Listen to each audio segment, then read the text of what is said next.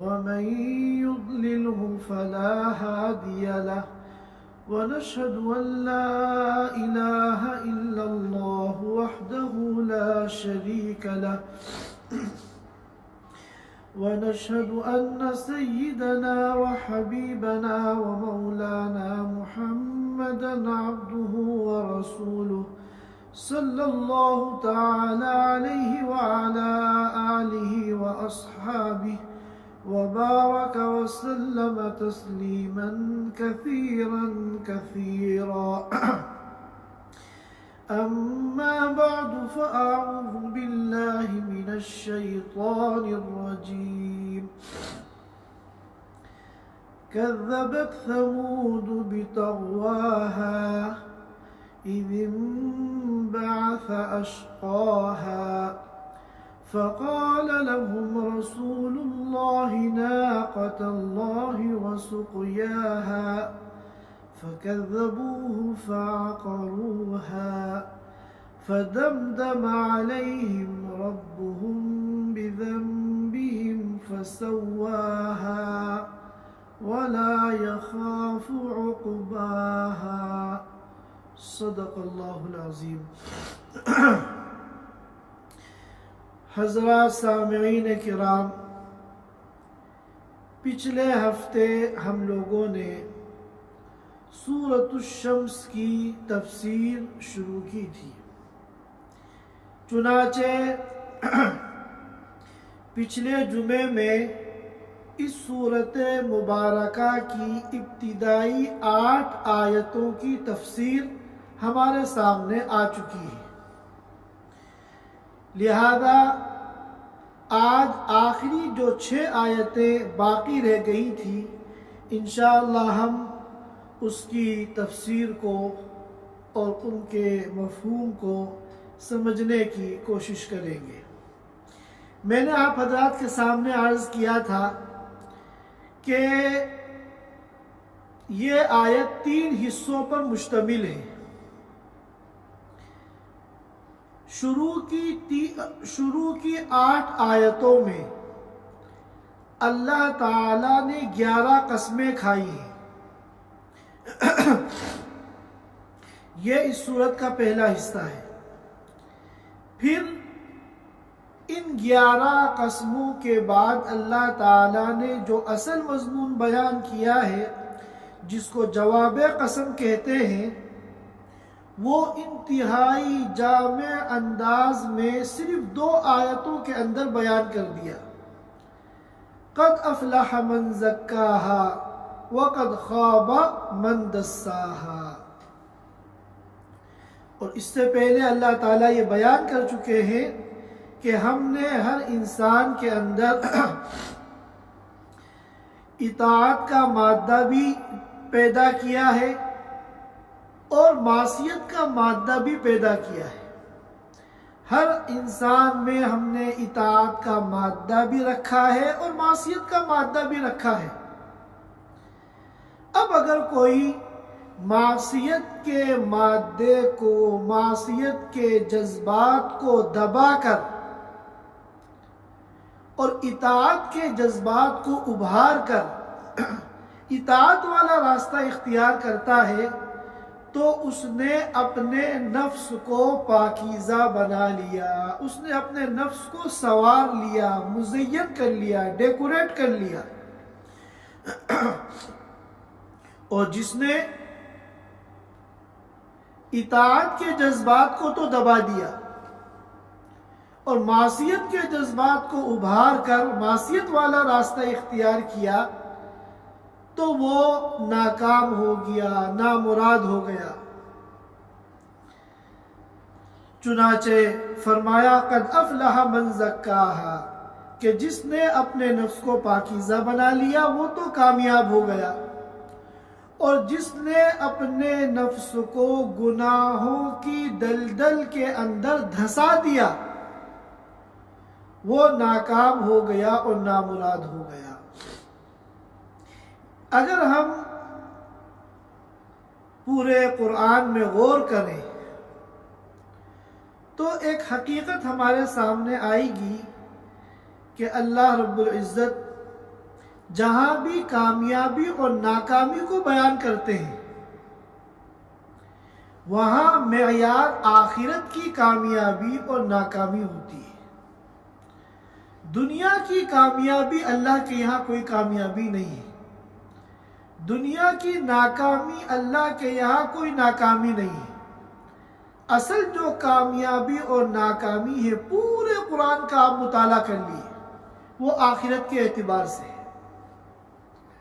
چنانچہ ایک موقع پر تو صاف اعلان کر دیا تھا فَمَنْ زُحْزِحَ عَنِ النَّارِ وَأُدْخِلَ الْجَنَّةَ فَقَدْ فَازَ، کہ جس کو جہنم سے بچا لیا گیا اور جنت میں داخل کر دیا گیا تو وہ حقیقی کامیابی سے ہمکنار ہو گیا۔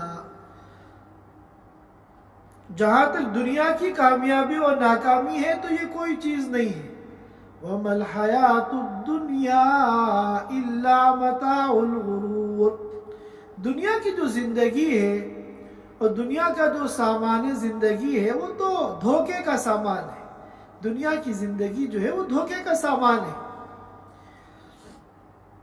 بظاہر دنیا میں ترقی کرنے والا انسان، خوب مال و دولت میں کھیلنے والا انسان، زرق برق کپڑے پہننے والا انسان اور لگژری لائف اسٹائل رکھنے والا انسان ہمیں دنیا میں کامیاب نظر آتا ہے، اور ایک فقیر بے بس تندست پھٹے پرانے کپڑوں والا وہ ہمیں ناکام نظر آتا ہے۔ تو اللہ تعالیٰ فرماتے ہیں یہ دھوکہ ہے۔ اصل جو کامیابی اور ناکامی ہے وہ تو آخرت کے اعتبار سے ہے۔ چنانچہ پورے قرآن میں ہم جہاں بھی ہمیں کامیابی اور ناکامی کا مضمون نظر آئے گا وہاں جو معیار ہے وہ آخرت ہے، دنیا نہیں ہے۔ چنانچہ ایک شخص ہے جو پوری زندگی انتہائی غریب اور محتاج رہا، کسی دن بھی پیٹ بھر کر 2 وقت کا کھانا اس کو نہیں ملا، اور طرح طرح کی بیماریاں، پریشانیاں، مصیبتیں، ان سب میں وہ گھرا رہا، لیکن اس نے اطاعت کا راستہ اختیار کیا، اپنے اللہ کو راضی کر لیا، اللہ کا کوئی حکم نہیں توڑا، تو قرآن کی نظر میں یہ کامیاب ہے۔ اور ایک دنیا کے اندر عیش و عشرت میں رہتا ہے، بہت ہائی فائی زندگی گزارتا ہے، اس کے پاس دولت کا انبار لگا ہوا ہے، اللہ نے جسم بھی خوبصورت اور صحت مند دیا ہے، عزت دی ہے، شہرت دی ہے، ساری دنیا کے وہ مزے لوٹ رہا ہے، لیکن اس نے معصیت والا راستہ اختیار کیا، اپنے نفس کو گناہوں کے دلدل میں دھسا دیا، تو تمام تر دنیاوی ترقیات کے باوجود قرآن کی نظر میں وہ ناکام ہے۔ لہذا حقیقی کامیابی وہ آخرت کی کامیابی ہے، اور حقیقی ناکامی جو ہے وہ آخرت کی ناکامی ہے۔ دنیا یہ کوئی معیار نہیں ہے۔ دنیا کے اے مسافر، منزل تیری قبر ہے، طے کر رہا ہے جو تو، 2 دن کا یہ سفر ہے۔ لہذا اس قسم اور جواب قسم کو سمجھنے کے بعد اب ہم اس سورت کا جو تیسرا حصہ ہے وہ در حقیقت قوم ثمود کا واقعہ ہے جو اللہ تعالیٰ نے بیان فرمایا ہے۔ قوم ثمود کی مثال یہاں کیوں دی؟ اس لیے کہ جیسا کہ میں عرض کر چکا ہوں کہ یہ سورت مکی ہے، مکہ مکرمہ میں قیام کے دوران نازل ہوئی ہے، اور مکہ مکرمہ میں آپ کے چاروں طرف جو لوگ ہیں وہ مشرکین مکہ ہیں، اور مشرکین مکہ جو ہے قوم ثمود کو، ان کے حالات کو اور ان کے انجام کو خوب اچھی طرح جانتے تھے،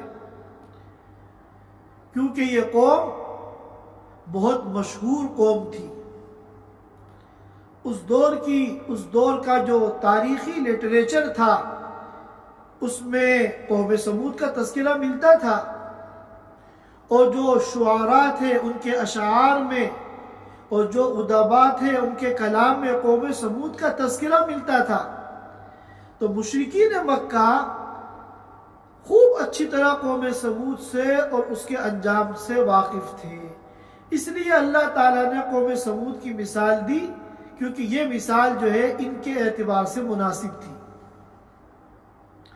قوم سمود جو ہے آپ جانتے ہیں حضرت صالح علیہ السلام کی قوم ہے، اور عربوں کی بہت سی شاخیں ہیں، ان میں ایک شاخ ہے، ایک برانچ ہے عرب بعیدہ، تو یہ جو ہے عرب بعیدہ میں سے تھے، اور عرب بعیدہ یہ عربوں کی وہ نسل ہے جس کے بارے میں مؤرخین کا کہنا یہ ہے کہ اسلام کے آنے سے پہلے یہ نسل ختم ہو چکی، لہذا قوم سمود کی اولاد میں، ان کی ذریت میں آج کوئی بھی فرد اس دنیا کے اندر موجود نہیں ہے، یہ نسل اسلام کے آنے سے پہلے ہی ختم ہو گئی تھی۔ اور قوم سمود یہ آئے تھے قوم عاد کے بعد، اور قوم عاد یہ قوم تھی حضرت ہود علیہ السلام کی۔ جب اس قوم عاد پر عذاب آیا اور اللہ نے اس قوم کو نیست و نابود کر دیا، تو پھر اللہ تعالیٰ نے ان کی زمین پر، ان کے علاقے پر قوم سمود کو پیدا کیا اور ان کو آباد کیا۔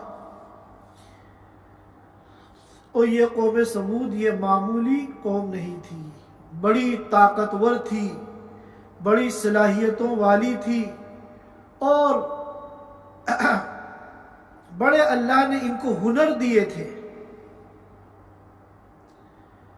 یہ بڑے بڑے عالیشان محل بناتے تھے، بڑے خوبصورت مکانات بناتے تھے، اور پہاڑوں کو اور پہاڑوں کی مضبوط ترین چٹانوں کو تراش کر یہ بڑے عالیشان محل تعمیر کرتے تھے۔ اب پہاڑوں کو توڑنا، چٹانوں کو توڑنا ہم جانتے ہیں کتنا مشکل کام ہے، لیکن اللہ تعالیٰ نے گویا کہ ان کے لیے چٹانوں کو، پہاڑ کے پتھروں کو موم بنا دیا تھا، یہ جس طرح چاہتے تھے ان کو تراش کر عالیشان محل بنا لیا کرتے تھے۔ آج بھی ان کے محلات کے بعض آثار موجود ہیں عبرت کے لیے۔ تو یہ اللہ نے ان کو ہنر دیا تھا، صلاحیت دی تھی کہ جس طرح بچے قلعے سے کھیلتے ہیں اور آسانی کے ساتھ جیسا شیپ دینا چاہتے ہیں اس کو دے لیتے ہیں، اور جس سانچے میں ڈھالنا چاہتے ہیں اس کو ڈھال لیتے ہیں، قلعے سے وہ اپنے گھر بھی بنا لیتے ہیں، اپنے کھلونے بھی بنا لیتے ہیں۔ تو اس طرح اللہ تعالیٰ نے پہاڑوں کو ان کے ہاتھوں کے آگے مسخر کر دیا تھا۔ وَكَانُوا يَنْحِتُونَ مِنَ الْجِبَالِ بُيُوتًا، اور وہ پہاڑوں سے مکانات کو تراش لیا کرتے تھے۔ لیکن انسان کی جو ایک فطرت ہے کہ جب وہ مزے میں ہوتا ہے اور عیش و عشرت کی زندگی ہوتی ہے تو وہ اپنے خالق کو بھول جاتا ہے، اپنے مالک کو بھول جاتا ہے، اپنے رازق کو بھول جاتا ہے۔ چنانچہ انہوں نے بھی اللہ کو بھلا دیا اور کفر و شرک میں مبتلا ہو گئے۔ چنانچہ اللہ تعالیٰ نے انہی میں سے حضرت صالح علیہ السلام کو نبی بنا کر ان کے پاس بھیجا۔ وَإِلَىٰ ثَمُودَ أَخَاهُمْ صَالِحًا، اور ہم نے قوم سمود کی طرف ان کے بھائی صالح کو بھیجا۔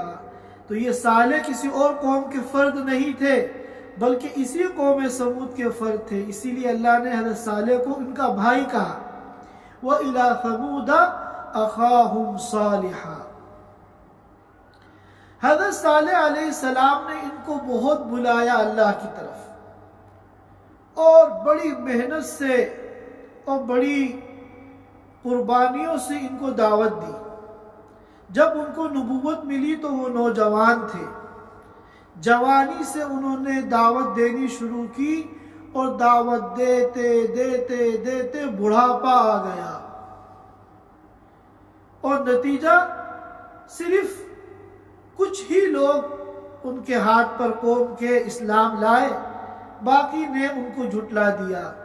فَإِذَا هُمْ فَرِيقَانِ يَخْتَصِمُونَ، تو قوم دو حصوں میں تقسیم ہو گئی۔ ایک قلیل تعداد تو ایمان والوں کی تھی جو حضرت صالح علیہ السلام پر ایمان لے کے آ گئے، لیکن ایک بڑی تعداد، اکثریت اور میجورٹی جو تھی وہ منکرین کی تھی، جنہوں نے ان کی بات کو ماننے سے انکار کر دیا۔ چنانچہ جب اس دعوت کا سلسلہ دراز ہوا، جوانی سے انہوں نے دعوت دینی شروع کی تھی اور بڑھاپے کی دہلیز پر انہوں نے قدم رکھ دیا، تو قوم نے یہ سوچا کہ کس طرح ان سے پیچھا چھڑایا جائے۔ صبح شام ہمیں یہ توحید کی دعوت دیتے ہیں۔ وَلَقَدْ أَرْسَلْنَا إِلَىٰ ثَمُودَ أَخَاهُمْ صَالِحًا فَقَالَ يَا قَوْمِ اعْبُدُوا اللَّهَ مَا لَكُم مِّنْ إِلَٰهٍ غَيْرُهُ۔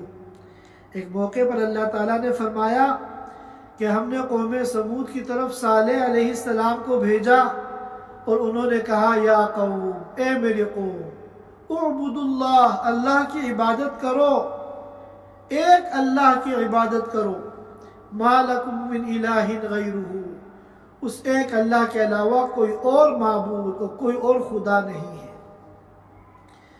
تو انہوں نے، قوم نے یہ سوچا کہ یہ جو صبح شام ہمیں ایک خدا کی طرف بلاتے ہیں اور ہم ان کی دعوت سے تنگ آ گئے ہیں، اس کا کچھ علاج کرنا چاہیے۔ چنانچہ انہوں نے آپس میں طے کیا کہ ان سے ایسا مطالبہ کرو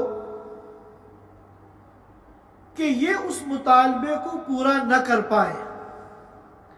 اب اگر گویا یہ اس مطالبے کو جب پورا نہیں کریں گے، ہماری اس ڈیمانڈ کو، ہماری اس مانگ کو پورا نہیں کریں گے، تو گویا کہ یہ اپنی نبوت کو پروف نہیں کر پائیں گے۔ لہذا اب ہمیں ان کو موقع مل جائے گا کہنے کا کہ بس تم رہنے دو، تمہاری نبوت جو ہے تم اس کو پروف نہیں کر پائے، ثابت نہیں کر پائے، لہذا اب ہمارا پیچھا چھوڑ دو۔ چنانچہ انہوں نے آپس میں سوچا، مشورہ کیا کہ آخر کون سا ایسا مطالبہ ہو جس کا پورا کرنا ان کے لیے مشکل ترین بلکہ ناممکن ہو۔ چنانچہ انہوں نے یہ مطالبہ کیا کہ یہ جو ہماری فلاں پہاڑی ہے، تم اس پہاڑی میں سے ایک اونٹنی باہر نکالو، اور وہ اونٹنی ایسی ہو جو خوب بھاری ہو اور 10 مہینے کی حاملہ ہو، گابھن ہو، 10 مہینے کی حاملہ ہو، پریگننٹ ہو۔ اب ظاہر ہے کہ یہ عجیب و غریب مطالبہ تھا، پہاڑ میں سے، پتھر میں سے کسی جاندار کا نکلنا، یہ تو ایک عجیب و غریب مطالبہ ہے۔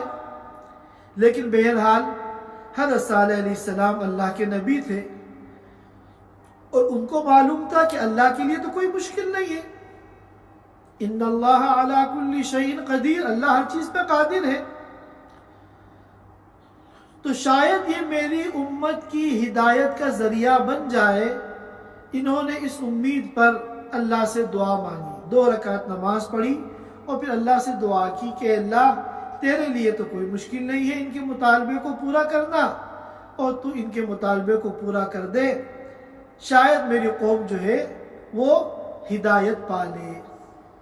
چنانچہ دیکھتے ہی دیکھتے اس پہاڑ کے جو بڑی چٹان تھی اس کے اندر حرکت ہوئی، جنبش ہوئی، اور وہ چٹان پھٹ گئی اور اس کے اندر سے بہت بھاری بھرکم اونٹنی نکلی، اور وہ 10 مہینے کی حاملہ تھی۔ باہر نکل کر اس نے سب کے سامنے اپنا بچہ جنا، اور وہ بڑی ڈیل ڈول والی تھی، عام اونٹنیوں کی طرح نہیں تھی بلکہ عجیب و غریب وہ اونٹنی تھی۔ اب جب یہ آیت اور نشانی اور یہ معجزہ سامنے آ گیا تو ہونا یہ چاہیے تھا کہ وہ ایمان کو قبول کر لیتے، لیکن ان کا مقصد تو کوئی ایمان لانا نہیں تھا، ان کا مقصد تو حضرت صالح علیہ السلام کو عاجز کر کے ان کی دعوت کو بند کرانا تھا۔ لہذا اونٹنی کے آنے کے باوجود وہ اسلام میں داخل نہیں ہوئے، انہوں نے ایمان کو قبول نہیں کیا۔ حضرت صالح علیہ السلام نے کہا کہ دیکھو یہ جو اونٹنی ہے یہ اللہ کی نشانی ہے، اور یہ اونٹنی جو ہے اللہ کی اونٹنی ہے، لہذا اس کے ساتھ کوئی چھیڑ چھاڑ نہ کرے، اور یہ اللہ کی زمین پہ جو بھی اس کو کھانے کے لیے ملے گا یہ اسے کھائے گی، تمہاری ذمہ داری سے کھانا دینا نہیں ہے۔ لیکن مسئلہ یہ پیدا ہوا کہ یہ اتنی بڑی اور ڈیل ڈول والی عجیب و غریب اونٹنی تھی کہ جب وہ کنواں جہاں سے پوری قوم پانی حاصل کرتی تھی اور ان کے جانور پانی پیتے تھے، جب یہ اونٹنی وہاں پانی پینے کے لیے جاتی تو سارا کنویں کا پانی پی جاتی۔ اب وہ لوگ بڑے پریشان ہوئے، تو صالح علیہ السلام نے اللہ کے حکم سے ایک نظام قائم کیا اور کہا لَهَا شِرْبٌ وَلَكُمْ شِرْبُ يَوْمٍ مَّعْلُومٍ، کہ ایک دن یہ اونٹنی پیے گی اور دوسرے دن بستی والے اور ان کے جانور پانی پیئیں گے، اور جس دن یہ اونٹنی پانی پیتی اس دن اتنا یہ دودھ دیتی جو پوری بستی کے لیے کافی ہو جاتا۔ چنانچہ یہ نظام چلتا رہا، لیکن صالح علیہ السلام چونکہ ان کی کمینگی کو اور ان کی بدبختی اور بدنیتی کو خوب اچھی طرح جانتے تھے، اور ان کو پتا تھا کہ یہ ان کے گلے سے اترے گی نہیں، اور یہ اس کے ساتھ کچھ برا کر سکتے ہیں، تو انہوں نے صاف صاف کہہ دیا۔ قرآن پاک میں قوم سمود کا جو یہ واقعہ ہے جگہ جگہ اس کے اجزاء بیان کیے گئے ہیں پورے قرآن کے اندر۔ چنانچہ حضرت صالح علیہ السلام نے کہا هَذِهِ نَاقَةُ اللَّهِ لَكُمْ آیَةٌ، کہ یہ اللہ کی اونٹنی ہے جو تمہارے لیے نشانی ہے۔ ناقۃ اللہ کیوں کہا اللہ کی اونٹنی؟ حالانکہ اونٹنیاں تو ساری اللہ کی ہیں، تو اس کا مطلب یہ نہیں ہے کہ جو دوسری اونٹنیاں ہیں وہ اللہ کی نہیں ہیں۔ جب اللہ کی طرف نسبت کرتے ہیں کسی چیز کی، حالانکہ ساری چیزیں اللہ کی ہیں، تو مقصد جو ہے وہ اس کی کسی خصوصیت کو بتانا ہوتا ہے۔ اب جیسا کہ سارے گھر جو ہیں دنیا میں سب اللہ کے گھر ہیں، لیکن مسجد کو اللہ کا گھر کیوں کہتے ہیں، کعبے کو بیت اللہ کیوں کہتے ہیں؟ کیونکہ ان کی ایک خصوصیت ہے۔ تو اسی وجہ سے اس اونٹنی کو کہا هَذِهِ نَاقَةُ اللَّهِ لَكُمْ آیَةٌ، یہ اللہ کی اونٹنی ہے جو تمہارے لیے اللہ کی طرف سے ایک نشانی ہے۔ فَذَرُوهَا تَأْكُلْ فِي أَرْضِ اللَّهِ، لہذا اس کو چھوڑ دو اور اللہ کی زمین میں اس کو کھانے دو۔ وَلَا تَمَسُّوهَا بِسُوءٍ، اور کسی برے ارادے سے اس کو ٹچ مت کرنا، اس کے ساتھ کوئی برا معاملہ نہ کرنا۔ فَيَأْخُذَكُمْ عَذَابٌ أَلِيمٌ، تو یاد رکھو ابھی تو عذاب نہیں آیا، لیکن اگر تم نے اس کے ساتھ چھیڑ خانی کی تو دردناک عذاب جو ہے وہ تمہیں پکڑ لے گا۔ تو شروع میں تو وہ لوگ ذرا ڈرے ہوئے تھے، سہمے ہوئے تھے، انہوں نے چھیڑ خانی نہیں کی، لیکن کچھ دنوں کے بعد جب حالات بگڑ گئے اور ان کی خباثت میں، بدبختی میں مزید اضافہ ہوا، تو انہوں نے جو ہے یہ سوچا کہ اس اونٹنی کو ختم کر دیتے ہیں، کیونکہ پہلے تو ہمیں روزانہ پانی ملتا تھا، اور جب سے یہ اونٹنی آئی ہے ہمیں ایک دن چھوڑ کر پھر پانی ملتا ہے، لہذا ہم یہ نقصان کب تک برداشت کریں گے۔ انہوں نے اس کے قتل کا پلان بنایا۔ چنانچہ ان میں ایک شخص تھا جو بعض روایتوں سے معلوم ہوتا ہے کہ قوم کا سردار تھا۔ اس نے یہ فیصلہ کیا کہ میں اس کو قتل کروں گا۔ چنانچہ وہ اس کا ایک ساتھی، یہ دونوں ایک جگہ چھپ گئے پہاڑ وغیرہ کے پیچھے، اور جب یہ اونٹنی وہاں سے گزری تو اس کے ساتھی نے اونٹنی پہ تیر مارا اور اس نے جا کے اس کا کوچا کاٹ دیا۔ یہ جانوروں کا جو پیر ہوتا ہے اور پیر کی جو پیچھے کا حصہ ہوتا ہے جہاں رگ ہوتی ہے اسے کوچا کہتے ہیں۔ جب اس کو کاٹ دیتے ہیں تو رگ بھی کٹ جاتی ہے اور خون بہہ کر تھوڑی بہت دیر میں جانور مر جاتا ہے۔ چنانچہ اس کا کوچا کاٹ دیا اور تھوڑی بہت دیر کے اندر وہ اونٹنی جو ہے مر گئی۔ صالح علیہ السلام کو جب پتہ چلا تو انہوں نے کہا کہ تم نے یہ کیا غضب کر دیا، تم نے تو عذاب الہی کو دعوت دے دی اور اب تم کو کوئی نہیں بچا سکتا، بس 3 دن ہیں اب تمہاری زندگی کے، 3 دن کے بعد تم ہلاک ہو جاؤ گے، برباد ہو جاؤ گے۔ فَتَمَتَّعُوا فِي دَارِكُمْ 3 أَيَّامٍ، اب اپنی اس بستی میں صرف 3 دن تم لوگ مزے کر لو۔ اور پھر فرمایا کہ یہ 3 دن بھی کیسے گزریں گے؟ کل کا دن جو جمعرات کا دن ہے اس میں تم سب کے چہرے جو ہے زرد ہو جائیں گے، پیلے ہو جائیں گے،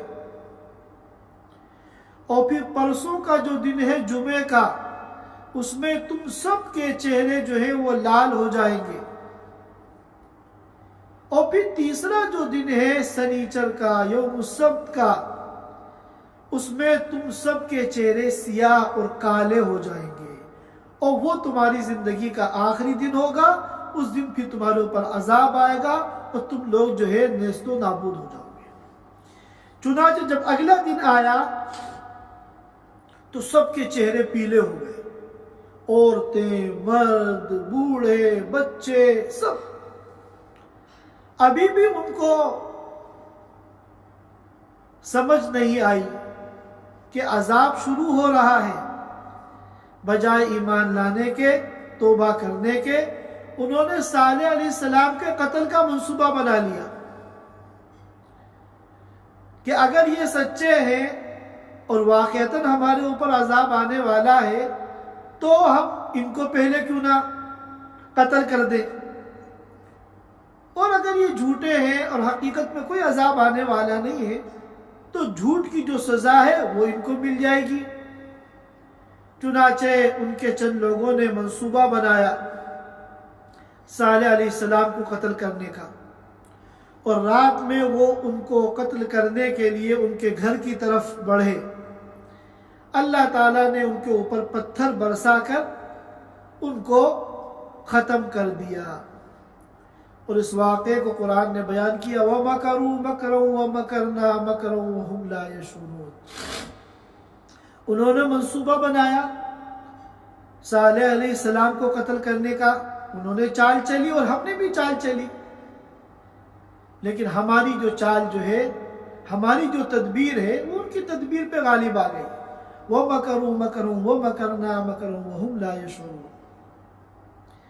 بہرحال پھر دوسرا دن آیا، صالح علیہ السلام کی پیشنگوئی کے مطابق سب کے چہرے لال ہو گئے، سرخ ہو گئے، اور پھر تیسرا دن آیا، سب کے چہرے کالے ہو گئے، سیاہ ہو گئے، اور پھر اس کے بعد شدید زلزلہ آیا، اور انتہائی خطرناک چیخوں کی آواز آئی، اور جو جہاں کھڑا تھا، جہاں بیٹھا تھا، اوندھے منہ زمین کے اندر زمین پہ گر گیا۔ فَأَصْبَحُوا فِي دِيَارِهِمْ جَاثِمِينَ۔ تو یہ وہ واقعہ ہے قوم سمود کا جس کی طرف اشارہ کیا ہے قرآن نے اس صورت میں، کذبت ثمود بطغواہا، کہ اے مشرکین مکہ، قوم سمود کا حال تمہیں پتہ ہے یا نہیں؟ انہوں نے اپنے نفس کو پاکیزہ بنانے کے بجائے اپنے نفس کو گناہوں کے دلدل میں پھنسایا، تو ان کا جو انجام ہوا، آج بھی اگر کوئی اس طرح کرے گا تو اس برے انجام سے وہ اپنے کو نہیں بچا سکے گا۔ کذبت ثمود بطغواہا، جھٹلا دیا قوم سمود نے اپنی سرکشی کی وجہ سے۔ یہ قوم سمود جو ہے یہ مقام حجر میں رہتی تھی، جس جگہ یہ قوم رہتی تھی اس کا نام تھا حجر، اسی لیے قرآن نے ایک جگہ ان کو کہا اصحاب الحجر، وَلَقَدْ كَذَّبَ أَصْحَابُ الْحِجْرِ الْمُرْسَلِينَ، کہ ہجر والوں نے پیغمبروں کو جھٹلایا۔ اور یہ ہجر جو مقام ہے یہ مدینہ منورہ سے جب شمال کی طرف آپ جائیں گے تو تقریباً 322 کلومیٹر کے فاصلے پر یہ بستی ہے۔ اللہ کے رسول صلی اللہ علیہ وسلم جب غزوہ تبوک میں تشریف لے جا رہے تھے تو راستے میں یہ بستی آئی تھی، تو آپ نے صحابہ کرام سے فرمایا تھا کوئی بھی اس بستی کے اندر داخل نہ ہو اور یہاں کے کنویں سے کوئی بھی پانی نہ پیے۔ تو اللہ تعالیٰ نے اس صورت میں ان کے اس واقعے کی طرف اشارہ کیا، کذبت ثمود بطغواہا، جھٹلا دیا قوم سمود نے اپنی سرکشی کی، گمراہی کی وجہ سے۔ اذ انبعث اشقاہا، جب کھڑا ہوا جوش میں ان کا سب سے بدبخت شخص۔ انبعاثا کہتے ہیں جوش میں تیزی سے کھڑے ہونا۔ نارمل طریقے سے اگر کوئی کھڑا ہوتا ہے تو اس کے لیے تو آتا ہے قام یقوم قیاما، کھڑا ہونا، لیکن اگر کوئی جوش میں اٹھے اور تیزی کے ساتھ اٹھے، جیسے کھانا کھا رہے ہیں اور گھر کے کسی بڑے کو جو ہے حلق میں لقمہ اٹک گیا اور وہاں پانی نہیں ہے دسترخوان پہ، تو ان میں سے کوئی بھی جو ہے وہ ایک دم تیزی سے اٹھ کے جاتا ہے پانی لانے کے لیے۔ تو یہ جھٹکے سے، تیزی سے، جوش میں اٹھنا ہے، جب اٹھتا ہے اسے اس کے لیے آتا انبعاثا۔ اذ انبعث اشقاہا، قوم سمود کا جو سب سے بدبخت شخص تھا، جس کا نام روایتوں میں قذار آتا ہے، اللہ کے رسول صلی اللہ علیہ وسلم نے بھی ایک خطبے میں اس کا تذکرہ کیا تھا، انبعث رجل عزیز عارم منیع فی رہتہ، کہ کھڑا ہوا قوم سمود کا وہ شخص جو جری تھا اور شریر تھا، اپنی قوم کا سب سے طاقتور تھا۔ فقال لهم رسول اللہ، تو جب یہ کھڑا ہوا اس اونٹنی کو قتل کرنے کے لیے، تو اللہ کے رسول نے یعنی حضرت صالح علیہ السلام نے اس سے کہا، فقال لهم رسول اللہ ناقۃ اللہ وسقیاہا، کہ اللہ کی اونٹنی سے بچو، اس کے ساتھ کوئی گڑبڑ نہ کرنا، وسقیاہا، اور اس کی پانی پینے کی باری سے بچو، اس نظام کے ساتھ بھی کوئی چھیڑ چھاڑ نہ کرنا۔ اور ایک دوسرے موقع پر قرآن نے مزید تفصیل سے بیان کیا کہ صالح علیہ السلام نے کہا تھا، ہذہ ناقۃ اللہ لکم آیہ، یہ اللہ کی اونٹنی ہے جو تمہارے لیے نشانی کے طور پر آئی ہے، معجزے کے طور پر آئی ہے، فذروها تأکل فی ارض اللہ، اس کو اللہ کی زمین میں کھانے دو، ولا تمسوها بسوء، اور اس کے ساتھ کوئی برا سلوک مت کرنا، فَيَأْخُذَكُمْ عَذَابٌ عَلِيمٌ، ورنہ دردناک عذاب جو ہے تم کو پکڑ لے گا۔ فَقَالَ لَهُمْ رَسُولُ اللَّهِ، تو ان سے اللہ کے رسول صالح علیہ السلام نے کہا، کیا کہا؟ نَاقَةَ اللَّهِ وَسُقْيَاهَا، اللہ کی اونٹنی سے بچو اور اس کی پانی پینے کی باری سے بچو۔ فَكَذَّبُوهُ فَعَقَرُوهَا، لیکن انہوں نے نبی کی بات کو نہیں مانا، ان لوگوں نے جھٹلا دیا، کچھ نہیں ہوتا، دیکھی جائے گی۔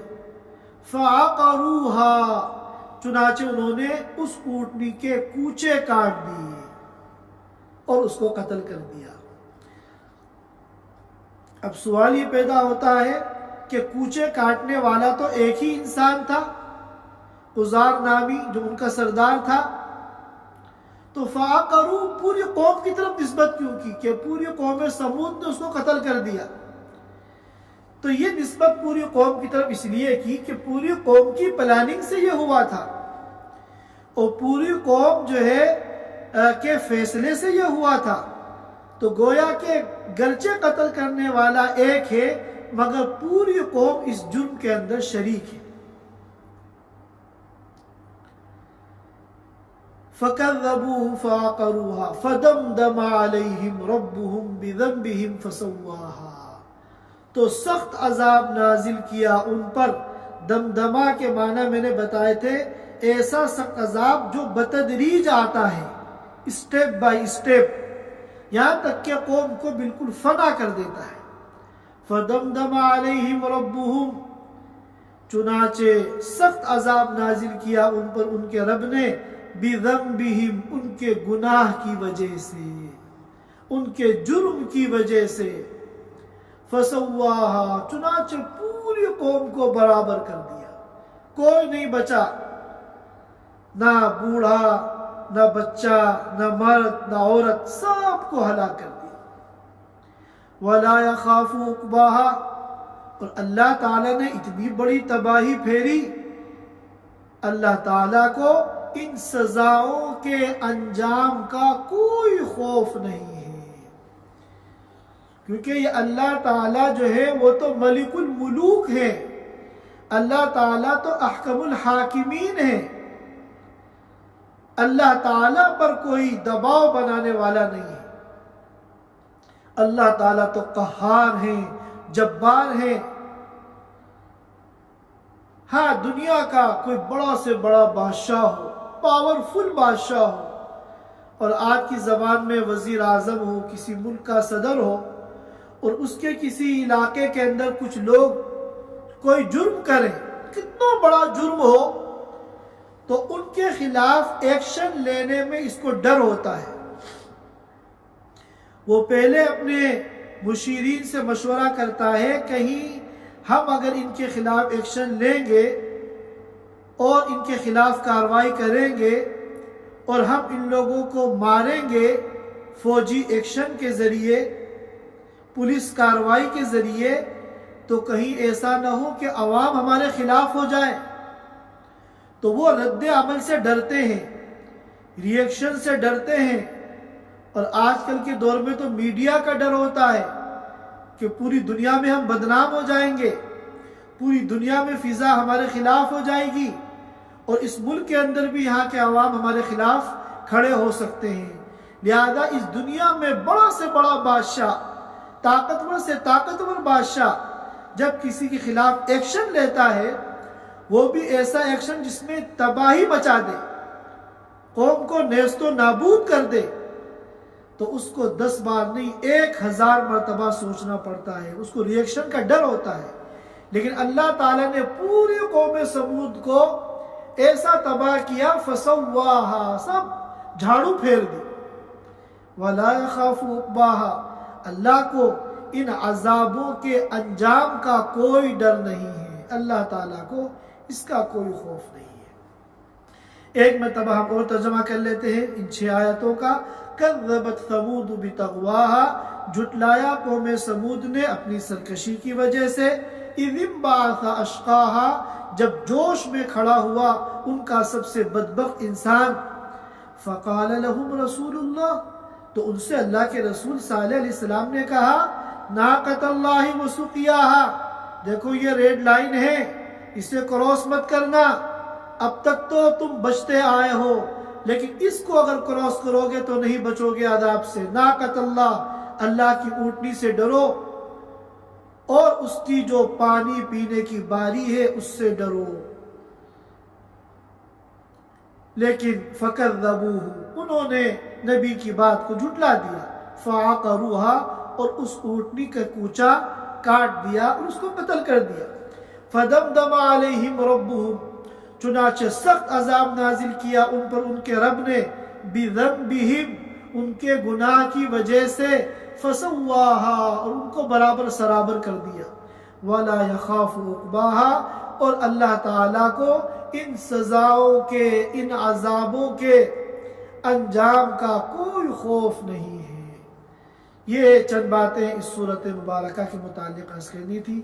اللہ تعالی ہم سب کو عمل کی توفیق عطا فرمائے۔ وآخر دعوانا ان الحمد للہ رب العالمین۔